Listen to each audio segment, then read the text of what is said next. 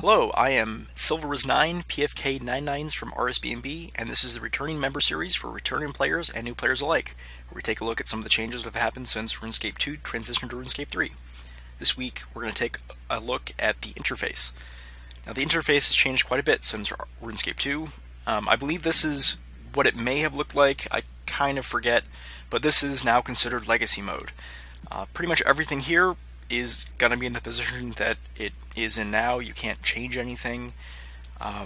When you get used to changing things around, this is very restricting. I really cannot stand it anymore. So, without further ado, let's get into the game settings, get out of Legacy Mode, and change to EOC RuneScape 3 mode. Now, the main thing is the interface. We can change everything. You can change where things appear on the screen. You want to have it all on the left, you can do that. You want to have tabs moved around. You want to not have this tab at all. Sure, you don't want your inventory. It just goes down here, and it will blink to show you where it actually is. Close out of that. I have this set up. I just tried recording this previously and messed it all up, so I have, I think, my normal interface back. But I did all that through editing. Go to edit mode. We can select a default preset, be it RuneScape 3 default, classic, retro, social, old school. For some reason those two are the same for me, or custom once you have something you actually like. There are 3 modes you can go into editing for. The 3D world editing allows you to change your playable screen size, what you actually see. I don't know exactly why you'd want to do that, because you can just set your other bars to transparent or whatever, but if it's useful to you, more power to you.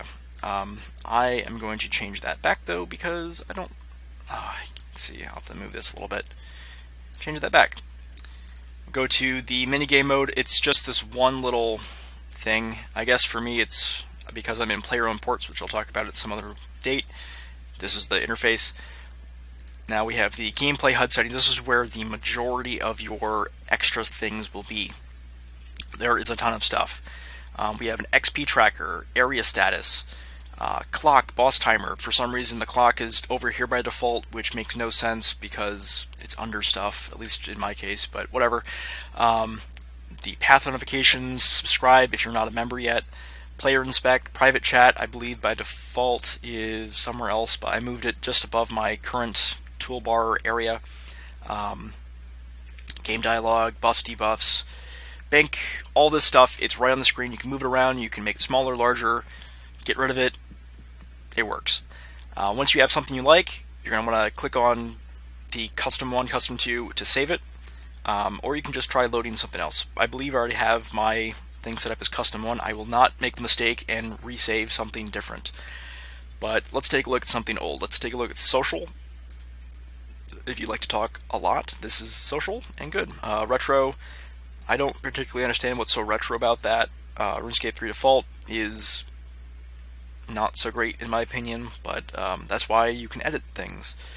Now I will go back and reload my custom interface, which I like, and just get out of here.